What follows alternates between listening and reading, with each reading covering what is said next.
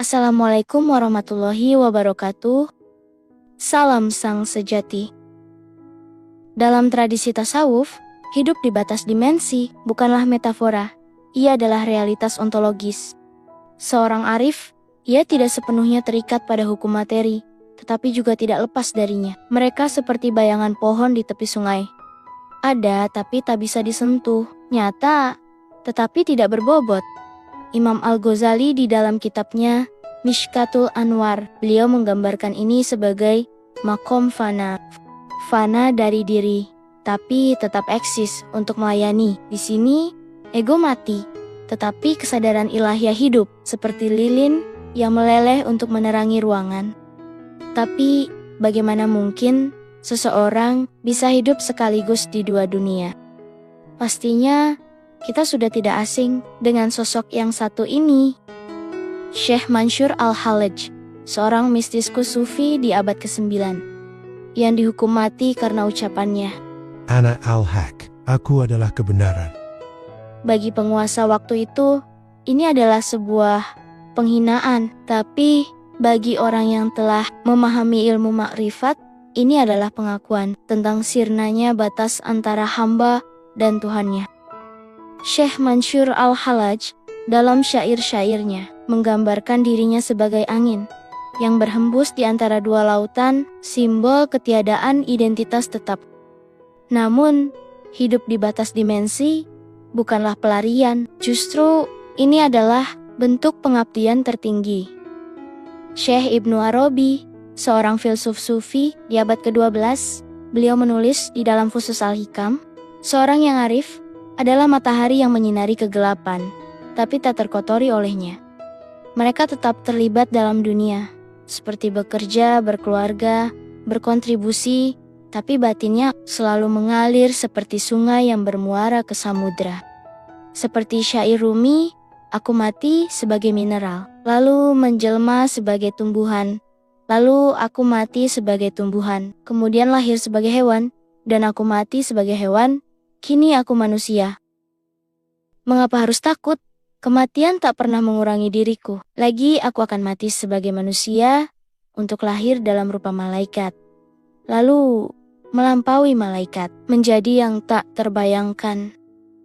Kehidupan di batas dimensi adalah permainan paradoks, seperti kisah Ibrahim ibnu Hadam, pangeran yang meninggalkan tahta untuk menjadi pengembara spiritual. Suatu hari, ia ditanya, "Mengapa kau tak tinggal di gua saja? Jika mencintai Tuhan," ia menjawab, "Jika aku bersembunyi, siapa yang akan menunjukkan jalan pada mereka yang tersesat di pasar?" Inilah esensi hidup di tepi, menjadi jembatan antara langit dan bumi. Seperti Nabi Khidir di dalam Al-Quran. Ia hadir di tengah manusia, tapi tak terikat waktu. Tapi, bagaimana cara kerja kesadaran ini? Dalam kitab Al-Insan Al-Kamil, karya Abdul Karim Al-Jili, di situ dijelaskan bahwa seorang yang arif, ia melihat dunia sebagai bayangan Tuhan. Bagi mereka, segelas air bukan sekadar H2O, tapi cermin yang memantulkan sifat Ar-Rahim Maha Pengasih. Seekor semut bukan hanya serangga, tapi utusan yang mengingatkan pada keagungan Al-Latif, Maha Lembut. Inilah yang disebut melihat dengan dua mata. Mata pertama melihat bentuk fisik, mata kedua menembus makna ilahiyah. Tapi di sini letak bahayanya. Jika keseimbangan hilang, sang arif bisa terjatuh ke dalam syirik yang halus. Menyembah makna daripada sang pemberi makna.